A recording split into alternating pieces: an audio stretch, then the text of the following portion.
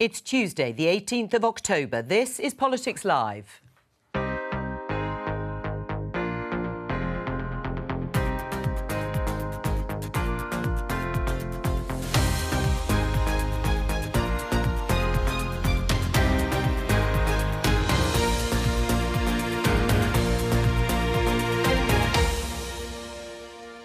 Joining me today, soon, hopefully, Conservative MP Steve Brine, Shadow Culture Minister Alex Davis-Jones, Guardian columnist Gabby Hinsliff and the Associate Editor of The Telegraph, Camilla Tominey.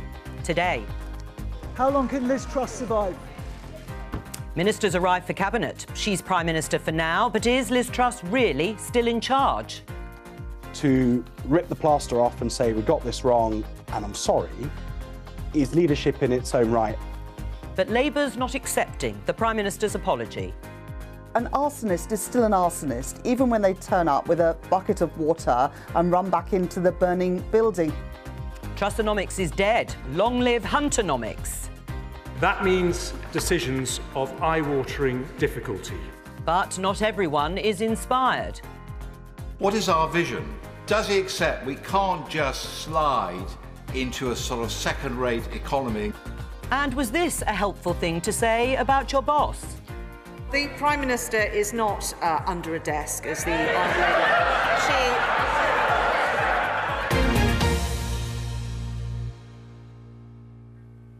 It was a torrid day for Prime Minister Liz Truss yesterday, and then she did an interview with the BBC's political editor, Chris Mason. Let's have a listen. The Conservatives into the next general election? I will lead the Conservatives into the next general election. Definitely. Well, look, yeah. I'm not focused on internal debates within the Conservative Party. But you need to be, don't you? You need to be in order to stay in office. The important thing is that I've been elected to this position to deliver for the country. We are facing very tough times. We simply cannot afford to spend our time talking about the Conservative Party rather than what we need to deliver. And that is my message to my colleagues. Truss talking to Chris Mason yesterday. Steve Brine, welcome to you, who's arrived in the studio. How long has Liz Truss got? Straight in there. Yes. I like the way you... Why hang around? Yeah. As long as Conservative MPs give her, as long as Conservative MPs give any leader, is how long they've got. I think I said on the BBC this morning, politics is a results business, and not unlike football. And at the end of the day, if the Prime Minister and her new Chancellor, who, as you know, is a very close friend of mine, who I think is a superb appointment, if they produce something good on the 31st, as in the new financial statement, I don't know what we're calling it, then, and things look better, then I think that her position will be much firmer than it is today. I mean, look, she isn't going to look at today's front page that you've got laid out on your desk here and skip to work this morning, let's put it that way. And we'll have a look at those front pages in just a moment. Just briefly on your results business analogy in terms of politics. So are you saying that if the markets don't improve dramatically and stay in a sustained position, if more Conservative MPs come out publicly, as a number of them have already, and say it's time for her to go, and if the polls don't improve, giving Labour something like 30 points ahead of you, then will she go? So it's a fair question. What does results look like? Because it's not in football. It's 3 points. What does results look like in our business? I would suggest that it looks like a steadying of the ship. That has happened, part one, with Jeremy's appointment. Now we're in a holding pattern to see what happens on Halloween. I'm not sure whose idea it was to do it on Halloween, but anyway, it writes its headlines. But now we're in a holding pattern to see what that looks like. If that stabilises the ship in terms of the markets, then I think Conservative MPs will breathe a little. But right now, everybody is worried. Not everybody is obsessing about the personality of who is the Prime Minister or the Chancellor. But everybody is concerned about the polls, and any politician who comes on and tells you they're not is not telling you the truth. Alex, how long has Liz Truss got? Well, I'm not looking at the polls. I'm looking at constituents who are in my emails who are telling me that they can't afford to pay their bills. They're worried about their mortgage payments. They're worried about their pensions crashing. And we can't keep playing this game. It's not a game. This is having real-life consequences here, and we desperately need a change. Liz Truss stood on a platform on a mandate and was elected by Conservative members. That mandate has been trashed now. Truss economics has been a proven car crash. The economy needs stabilising, and what we desperately need is change at the heart of government. Right, but does that mean you want her gone today, next week, October the 31st, or you want a general election? I'm a Labour MP. I'm always going to want a Labour government to make things better for the people of this country. I think it's ultimately Steve and his colleagues' decision on when the Prime Minister goes, and I think the public also need a say in that desperately. How long do you think she's got, Gabby? I think the question is what she's achieving by staying there now, because it already feels as if Jeremy Hunt is essentially Prime Minister in all but name. He's taking all the decisions. Her entire platform has disappeared from underneath her. She looked, you know, as the Sun says, like a ghost in the Commons yesterday. It doesn't look like a happy experience. And at the moment, she seems to be saying primarily to guarantee what, well, the saying is confidence and stability, isn't it? It's a more stable operation when you know who the Prime Minister is, even if she's deeply underwhelming, than if you have a leadership contest that throws everyone up in the air. I'm just not sure if that's enough reason to occupy number 10. How long do you think? Well, there couldn't be another leadership context like before if it happens, so it's going to be a kind of Michael Howard-esque tap on the shoulder by Sir Graham Brady. What, a coronation of somebody? Well, if that happens, then that's going to be rejected, I think, by the public, who will probably rightly say we need a general election. However, who's the only candidate that they could bring back in that wouldn't demand a general election? That's the bring back Boris argument, who could turn around to the country and say, well, actually, you did elect me and I did have an 80-seat majority. I think it's been reduced to 71, but no matter. So they're stuck between a rock and a hard place, aren't they, the Conservative Party? Well, on that note, just to say you can see the whole interview with Chris Mason and Liz Truss, the Prime Minister, on BBC iPlayer, as we are showing you now. Let's take a look at a couple of the front pages that were mentioned by our guests. Let's start with the Metro. The Axeman cometh, doesn't sound very comfortable, followed by the front page of the Telegraph. The Daily Telegraph, we must take decisions of eye-watering difficulty. That was Jeremy Hunt yesterday when he addressed the Commons. Are we entering a new age of austerity, Steve Bryan?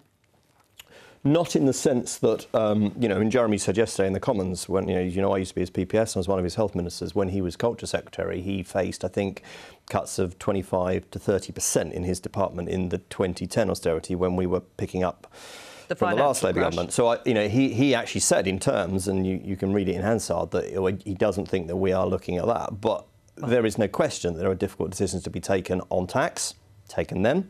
There are difficult decisions to be taken on spending. You'll hear that on the 31st. And I think it is perfectly legitimate to say to Rachel Reeves, the Shadow Chancellor, well, where are you on this? Because just saying, we want a general election, just saying, it's a mess, I mean, that there does not make a government. I like Alex, am primarily concerned about my constituents. I asked Jeremy Hunt about mortgage rates in the House yesterday and whether he thinks that a big rise in them are inevitable. And he talked about the conversations he's having with the governor to ask him what he needs to not make that happen, because that is what is literally frightening my constituents right now. And Alex, just to respond to that, you agree, you wouldn't have started from this place, but if you inherited it, you would have to make very similar, if not the same, decision, certainly on spending. They would. No, this government have had 12 years, Joe. 12 years, and now we're going back to austerity, back to public spending cuts, because the Prime Minister has crushed the economy in dramatic fashion. Let's be clear about that. That's why we're in this mess now. We haven't even seen an OBR forecast. There's been no transparency in what's coming, and now they're on their 4th Chancellor this year. It's disgraceful and the public deserve better. Well, let's talk to Mohammed El-Erian, economist and former Deputy Director of the International Monetary Fund. Welcome to you. I don't know if you heard that last comment there from our guest, Alex, saying that Liz Truss has crashed the economy. Do you agree? So what she has done, unfortunately, is she has priced in a risk premium, a political risk premium that did not exist in the British markets beforehand. So as a result, it is very difficult to reset to where we were on September 22nd. And as a result, the average Brit is going to face higher mortgage rates, and the average company is going to face higher borrowing costs, which both deprive growth. Right. So you are saying that any tax rises or spending cuts that the UK is facing will be bigger and deeper as a result of the mini-budget 3 weeks ago? Unfortunately, that's the reality. You cannot simply reset the system without paying something for the major uncertainty you created about policy continuity. Right. So the government is going to have to do an awful lot more than it might have had to do in order to restore market confidence, because markets now don't see us as creditworthy as they did before. That's correct. And in addition to that, we will be much more vulnerable to a global environment that is deteriorating and market conditions that are becoming more difficult. When the former deputy governor of the Bank of England, Charlie Bean, said that actually the UK's financial status is more like Italy or Greece now rather than the US or Germany, was he right, or was that an exaggeration? So there's been lots of comparison that the UK doesn't look like the strong G7 economy it used to look like. Some people have gone and say it looks like a developing country. Yields are volatile, the currency is volatile, we get reprimanded by the IMF, we get downgraded by a rating agency, we see U-turns, we see emergency interventions by a central bank. So the last few weeks have been very unusual for a G7 economy, let alone a strong G7 economy. We've been talking about who's in charge, whether it's the Prime Minister, Liz Truss, or, in fact, the newly appointed Chancellor, Jeremy Hunt. But, in fact, is it the markets who are in charge, Mohammed? No, I think the policymakers are in charge. The markets respond to what the policymakers do. What the policymakers ignited is the return of what's known as the bond vigilantes, the ones who say enough on debt. There is a bill to pay. That's what the policymakers have done. But ultimately, it is the policymakers that are in charge. And you can see this from the effective interventions of the Bank of England. Mohammed El-Erian, thank you very much for joining us. Steve, it's going to be a whole lot worse directly, according to him, because of the policies undertaken by Liz Truss and Kwasi Kwarteng. Most of which have been reverse, thankfully. But there's scar tissue damage to that, right? And that's what now overhangs. And you can't get away from that. You know, it is why we said during the summer, why Rishi Sunak, let's mention him by name, why he said, don't do this. Don't do a mini-budget without publishing OBR forecasts. You know, if I think back to the Osborne-Cameron days when I was first elected, the mission of that coalition government was to rescue the public finances. And it was a constant job of reassurance from the Osborne Treasury. That's why he created the OBR. It was a constant job of reassurance to the markets. So the idea that markets are suddenly a new factor in British politics is not true. They've always been there, and they certainly were during that coalition government period. It was reassurance of the markets because we didn't have that OBR forecast. That has spooked so much. Right. Are you going to apologise to your constituents for the damage that has been done, the self-inflicted damage? Well, the Prime Minister has apologised, and that's the right thing to do. You know, I made it very clear to my constituents what I thought of the mini-budget. But why should she be given a second chance? Well, everybody deserves a chance to atone for their mistakes. And, you know, let's see how she does that. I think she's made a good start in appointing Jeremy, who is certainly, I said this on Friday, I think he is very much the chief executive now of this government. And I'm very happy with him being so. Camilla? I'm not sure Tory members will be as happy as he was rejected by them when he ran against Boris Johnson. And indeed, I mean, I know that you're a close ally, but it needs to be reminded that Jeremy Hunt couldn't make it through into the second round of the leadership ballot. He didn't have the support of MPs. He now does because he's been parachuted in this emergency. But it must be depressing, Steve, to have your party at sixes and sevens like this. Deeply. You know, the briefings that are coming into even friendlies like the Telegraph and the Mail, total calamity at the heart of the political scene, talk in the tea room of coronations, you know, the pushing forward of Rishi Sunak, the pushing forward of Penny Mordaunt. Your party's basically become ungovernable. Whoever's at the helm, whether it's your friend Hunt or anybody else, this is an impossible situation moving forward, isn't it? I am an optimist by nature. Some of my colleagues will be laughing at the screen, but I don't think anything's ever impossible.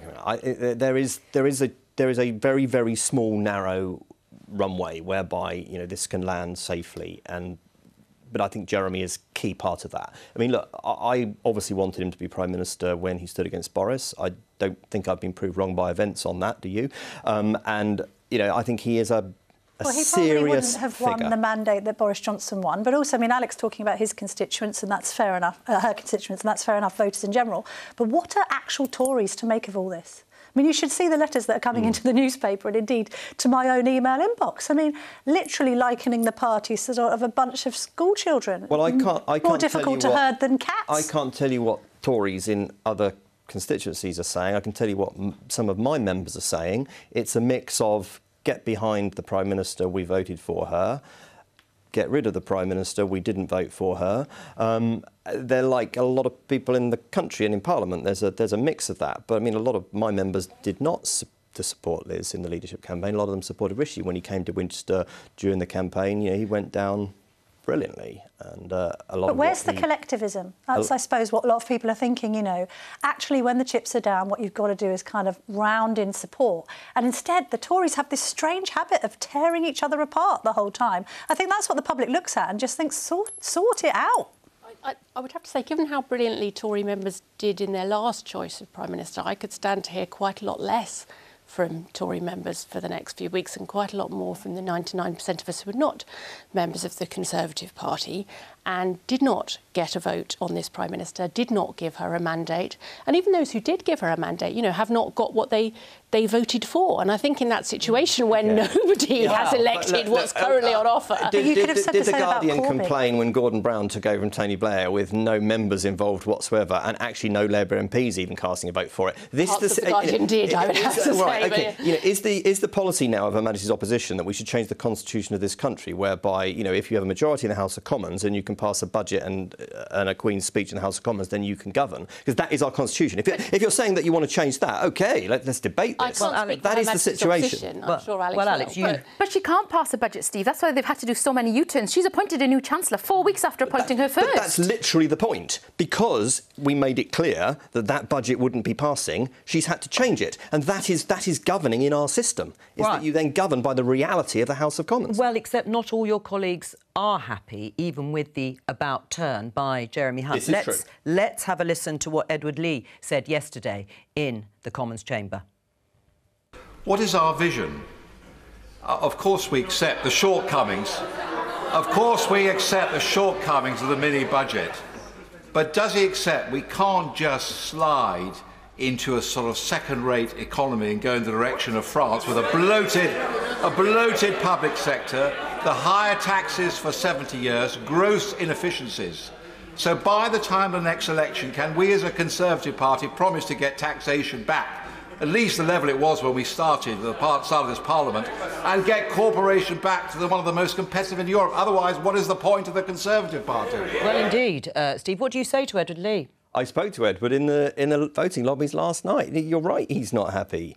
But as I pointed out to him, and I'm sure he would mind me saying this, is that, that experiment of, let's slash taxes and that will just produce growth. Well, I think we just tried that in the last few weeks, haven't we? And it hasn't gone so well. So, I really don't think we need any lessons from there. In terms of the vision, where Edward and I 100% agree, is that, of course, we want to give people more of their own money, because we believe that there's no such thing as government money. There's only such thing as the public's money, and we believe public spend their money better. But this was the whole argument of the leadership campaign in the summer, is that you have to meet the public where they are sometimes, and the public are not in that place where they want big tax cuts right now. I can't tell you the number of my constituents who came up to me and said, look, I would be getting a tax cut from the top rate of tax being cut. I don't want it, Steve. Right. And I agree with them. Well, do you have sympathy with Edward Lee?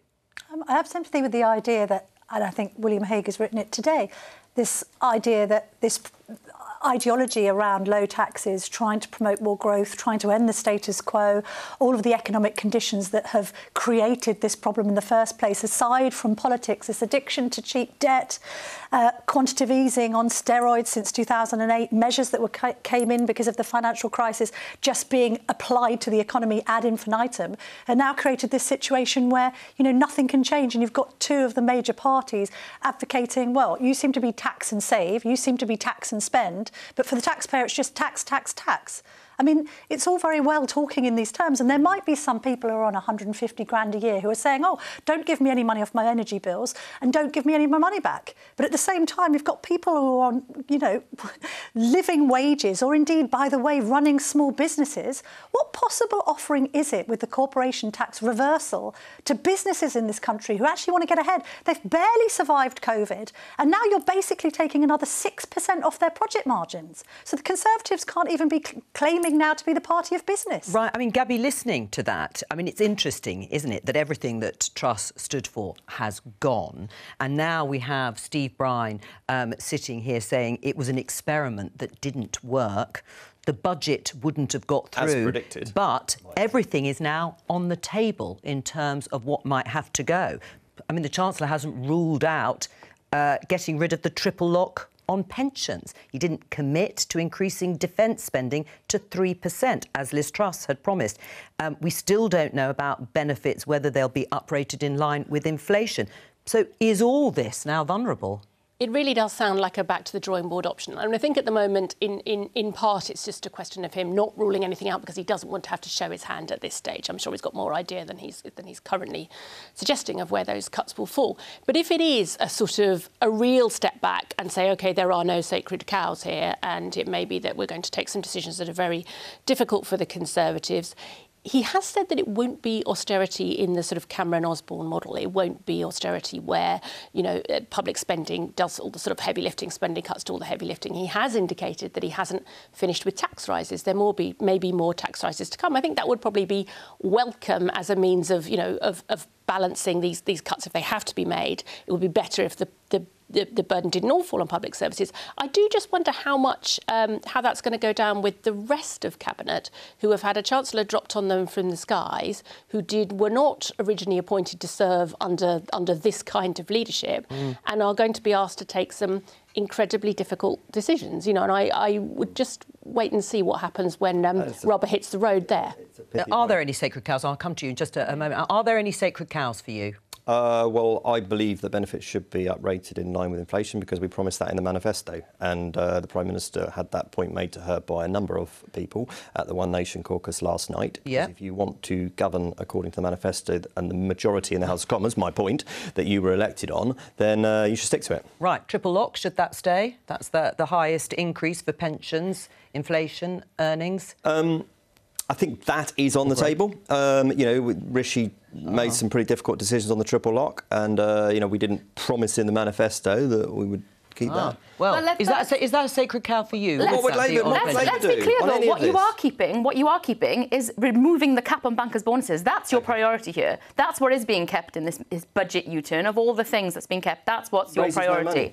But that's the priority. They just put it on basic pay. That's the priority. It's not working people. It's not people who are really struggling to pay their bills. They're having massive mental health impacts by all these U-turns, wondering what's going to happen next. Who's going to be the Chancellor by Halloween? Who's going to be delivering this new fiscal report? Jeremy Hunt. That's what people are worried about. All right, well, let's talk about those cuts, though. Where would the axe fall, if I take it from the headline, in the Metro in terms of spending and public spending departments? Would you keep the triple lock? We haven't even seen an OBR forecast, Jo. How can we possibly write the budget priorities line by line without an OBR forecast? You can talk about priorities and choices, because the Guardian headline here, Ben Wallace, the Defence Secretary, is saying he's prepared to quit, or rather the Guardian saying he's prepared to quit if Prime Minister drops pledge on defence spending. Would you like to see it stay or go up to 3%? Rachel was very clear this morning that there should be no cuts to police, nurses, teachers. We shouldn't be having this austerity measure that is a result of your government trashing the economy and having to put disastrous U-turns. We shouldn't even be in this position right now, Steve. Police or nurses. So what about the rest of the NHS budget? What about the defence budget? What about the DWP budget? Show us the figures. What about the culture, media and sport budget? We haven't had that transparency. Right. I cannot sit here as an opposition MP and write a budget line by line, especially 2 years out from an election. We need to see those figures. You haven't even seen an OBR forecast for this budget, which is why we're in this mess. So on the 31st, you will. So presumably in the days after the 31st, Rachel will come forth with where she would the shadow chancellor balance the bucks. You're in power and you need to show us these figures. We need that transparency but to you show some. Want we need to be in what power.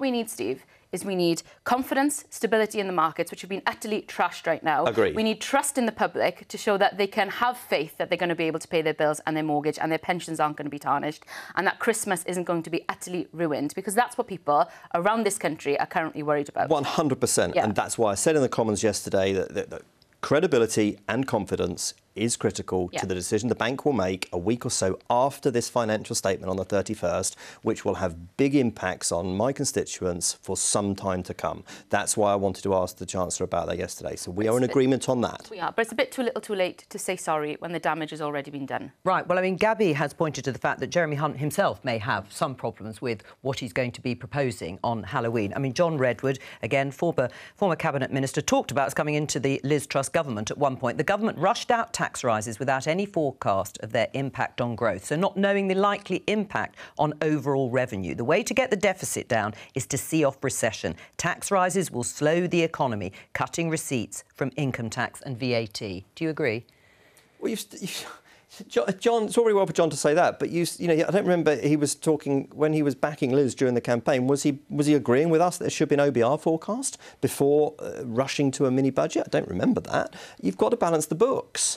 You know, Jeremy is going to have to balance the books, and you know he was being brutally honest yesterday with the British public and with my constituents, and he was being honest with John as well. There is an argument, Steve, isn't there, that actually some of the measures weren't that outrageous. You know, the tax, Labour agreed with most of them. Well, Labour first of all agreed with most of them. The top tax rate under Tony Blair's entire administration was 40, not 45p in the pound. We had Keir Starmer agreeing with the reversal of the NIC rise. It wasn't the measures themselves; it was the execution. But because of this and the secrecy, when you do it, I mean, a tax cut execution is not a mad means thing timing, to do, Gabby. but it's a mad thing to do when at this particular stage. People have all said the most lunatic part of it. The most lunatic part of it. Well, yeah, because they could have said, here are the cost of living measures. Here's the money that we're giving you towards your energy bills. That was completely kibosh. Nobody even noticed the government. But was it a good idea to do tax cuts when inflation was running at 10% and when we were told interest? They didn't need to do it all in one, like, whenever tax cut bomb. Exactly. But from Alex's perspective, just out of interest then, if you're not going to cut spending, you're going to tax people even more. I'm just intrigued by what's Labour's approach to this. What's the solution? We haven't seen the figures come out, and we're not in government. If you're not going to cut spending, is it more tax? The problem we've got is that we haven't seen any of the forecasting. The market has been absolutely trashed now. How can we say what we would do if we haven't had that transparency and we haven't had those figures? You've already been able to comment on which policies should be reversed and which shouldn't. So, of course, you've got an opinion of the direction of travel. It's just that, obviously, Steve and the Hunt contingency now of government are calling for not just higher taxes, but also higher taxing and saving.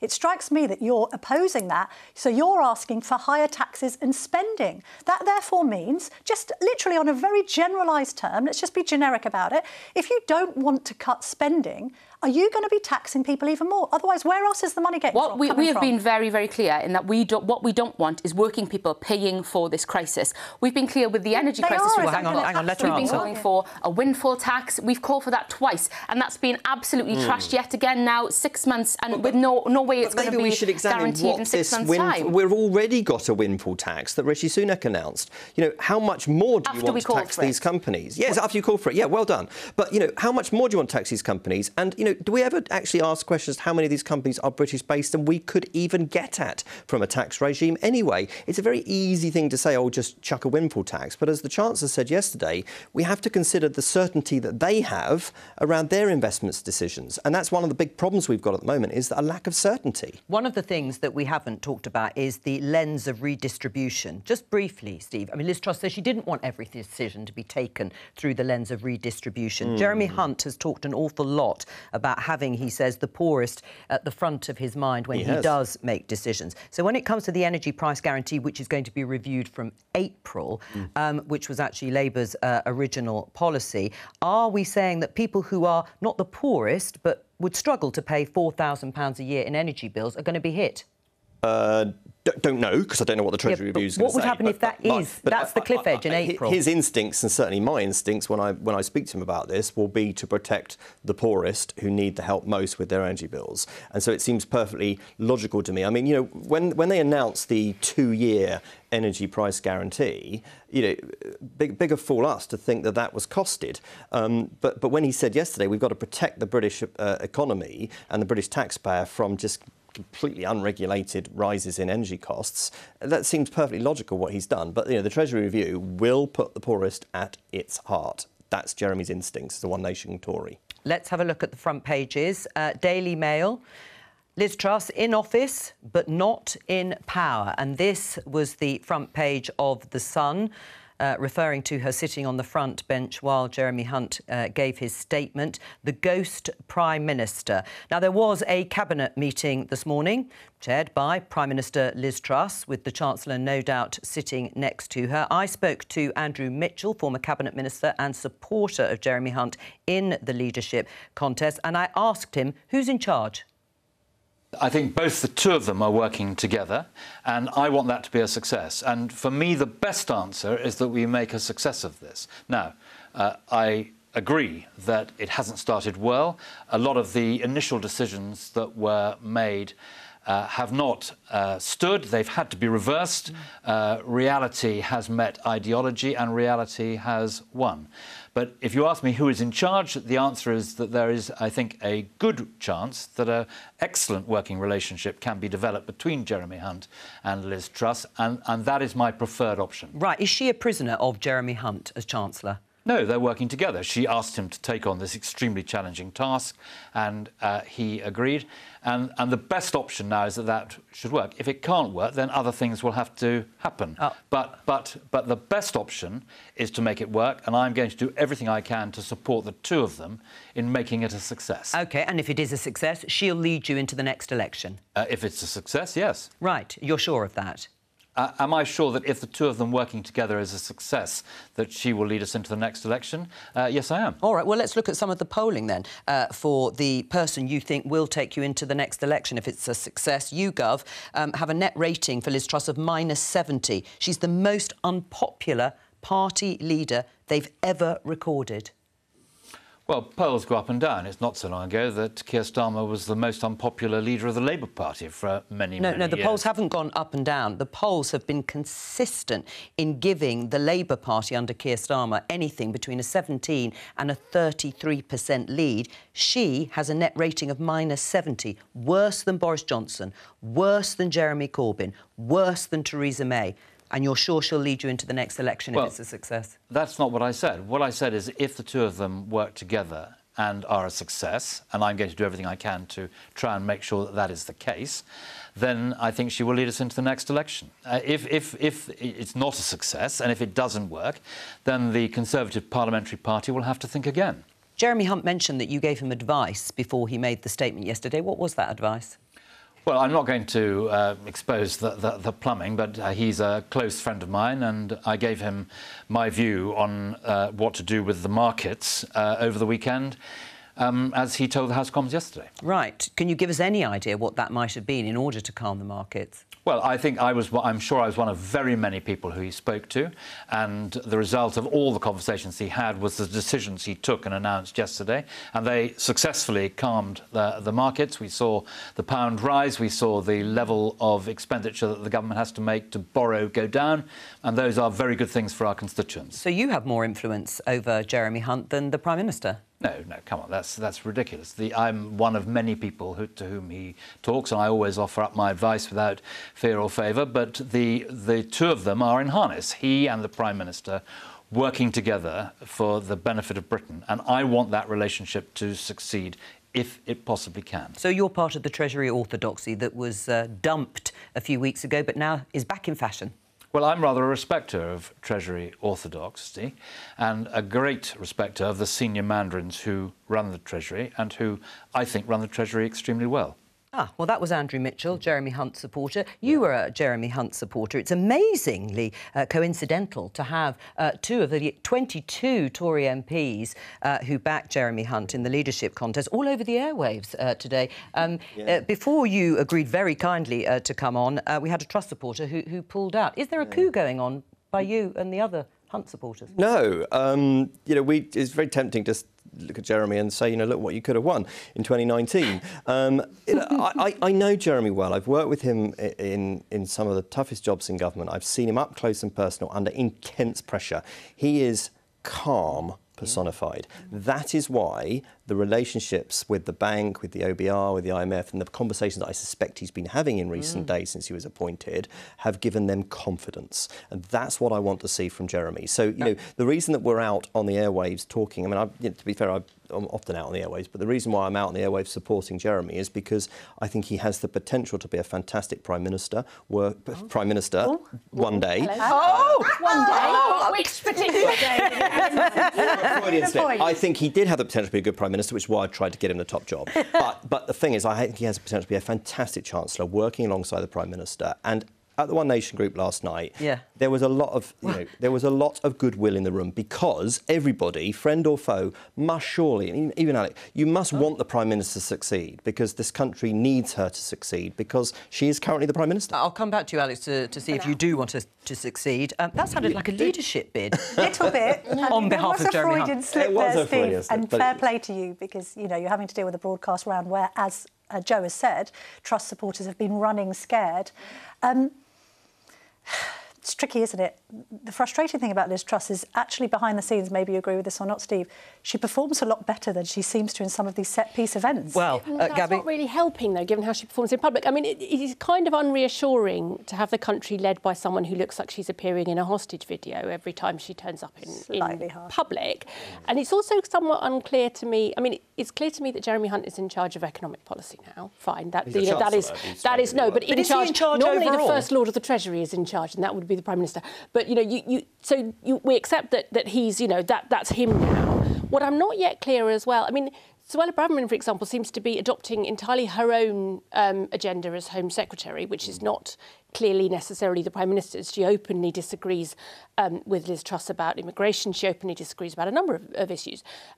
It's not clear to me that in any sense Liz Truss has, command of this government, and that's a very unsettling thing to watch as voters. At the One Nation group last night, she was asked about a lot of policy matters because she is the Prime Minister. And, there were people asking her about fracking, there were people asking about education issues, about health issues. That's perfectly logical. And actually, she was very good, and she did respond very well to those questions. Right, but this is what's going to happen in Winchester, in your seat. Winchester voting intention, Liz Truss. So they're terrible. They are. Yeah. That's exactly right. The Liberal Democrats, you're going to lose your job. Maybe with Jeremy Hunt, you won't, as Prime Minister.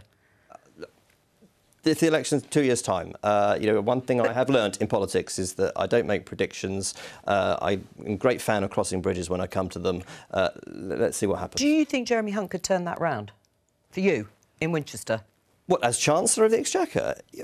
Jeremy as Prime Minister? Could he reduce that 52%? Jeremy is not the Prime Minister. I think he said, didn't he, yesterday, that Mrs Hunt is not a fan of him becoming the Prime Minister nor of the Hunt children. Yeah. He's not the Prime Minister, he's the Chancellor. But he is in charge, isn't he?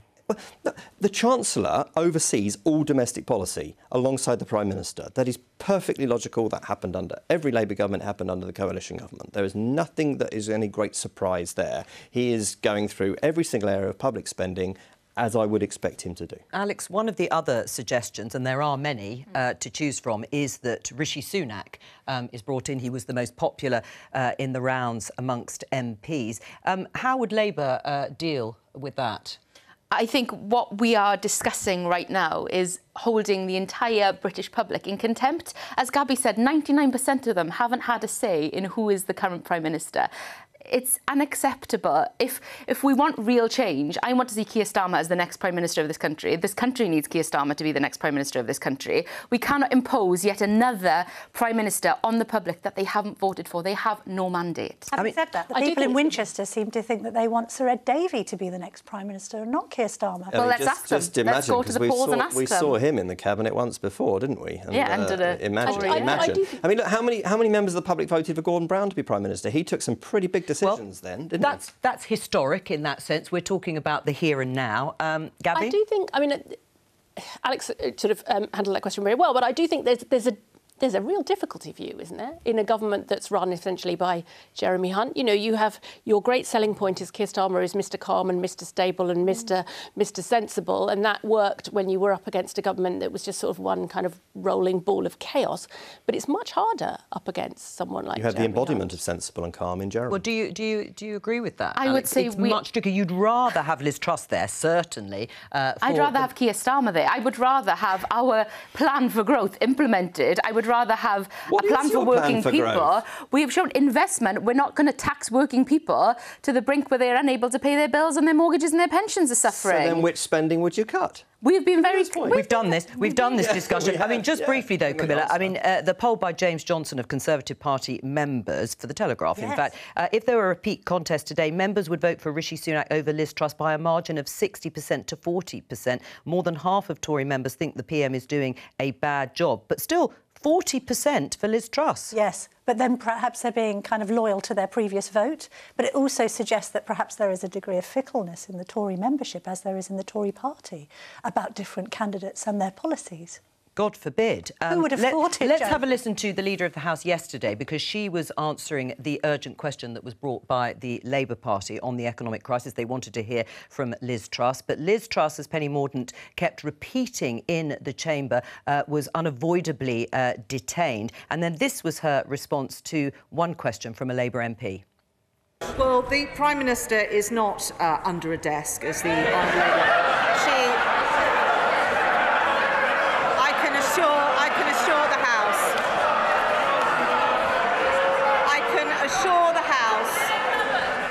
I can assure the House that she is with regret, she is not here for a very good reason. Was that helpful, Steve? She answered a question. There was a silly atmosphere in the Commons yesterday, which, I just pray that most members of the public weren't watching, because, as Alex and I have both said, what this is really about is our constituents worried about their mortgage rates, etc., etc.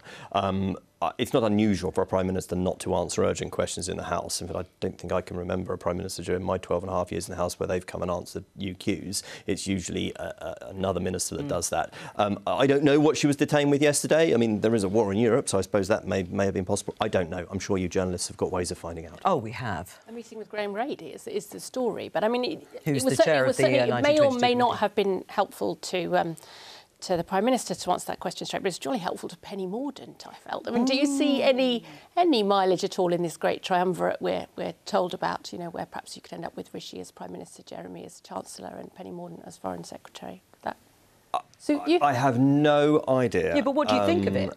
Well, look, I mean, clearly I backed Rishi to be Prime Minister, didn't I, during the summer? And you wouldn't mind Jeremy as Chancellor, if there were a vacancy, he would be a strong contender and would garner a lot of support, I'm sure. Right. But there isn't a vacancy. Penny Mordaunt did seem to be having a little too much fun, it seemed, She's good at the expense of her boss.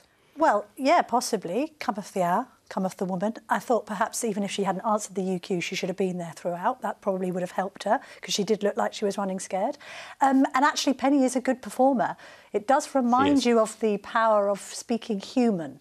My point earlier about Liz Truss, privately, she's a lot different, she's a lot looser, she's a lot more spontaneous, she's quite good at bants, never comes across on screen, whereas somebody like Mordaunt is quite an accomplished performer. And I think moving forward, if she is going to remain in post, she's going to have to work on that, because so far these kind of stock responses to interview questions and being really difficult to navigate Camilla's and kind of using a script. The Prime Minister came and sat next to me in the tea room last Wednesday after Prime Minister's questions. She often comes in and has a cup of tea and just chats to colleagues, and she's very different in that scenario. I think what this tells me, just very briefly, is I think that being is such a different job, being a cabinet minister or any minister to then stepping into the Prime Minister's job. It takes time to learn how to do that job. It's a massive step up, and she stepped into the most difficult circumstances, and she's made big mistakes, and she's to be fair to her, admitted them. What next from Labour? I think it comes to something when you have to have a cabinet minister at the dispatch box saying that the Prime Minister is not hiding under a desk. We've had a previous Prime Minister hide in a fridge. What this country needs is leadership. We need the Prime Minister out there showing stability, showing calm, showing actual clear ideas for the public for the way forward, because that's what our country's crying out for right now. And tomorrow, of course, tune in to Politics Live at 11:15, because there'll be another big test for Liz Truss, because she's going to be at the dispatch box for Prime Minister's questions opposite the Labour leader, Keir Starmer. You say it's going to be a big test. It's going to be a huge test. It's really make or break. I think if this one goes well, she's bought herself time. If this one goes badly, it's going to come very sticky very quickly. Thank you to all of my guests for joining me today. Join me tomorrow at 11:15. Bye-bye.